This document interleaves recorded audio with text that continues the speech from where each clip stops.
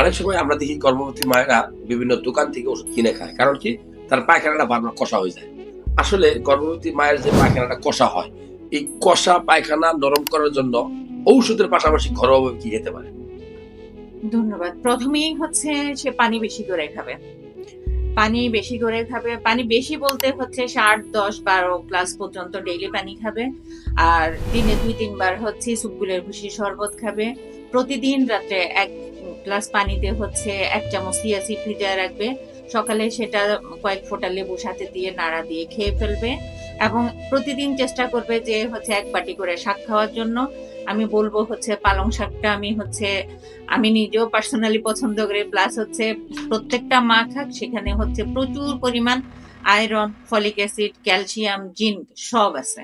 ইসবগুলের ভুসি খেতে পারে? ইসবগুলের ভুসি খেতে পারে এবং হচ্ছে ইসবগুলের ভুসি ২-৩ গ্লাস খাবে এবং হচ্ছে সে সব ধরনের সবজি খাবে এবং ডেইলি চেষ্টা করবে ২ থেকে ৩ টা শসা ভালো করে ধুয়ে নিয়ে, না ধুয়ে না, অবশ্যই ভালোভাবে ২-৩ বার হচ্ছে ট্যাপের পানিতে বা খাবার পানি দিয়ে ধুয়ে সে ২-৩ টা শসা চাবায় খেয়ে ফেলবে।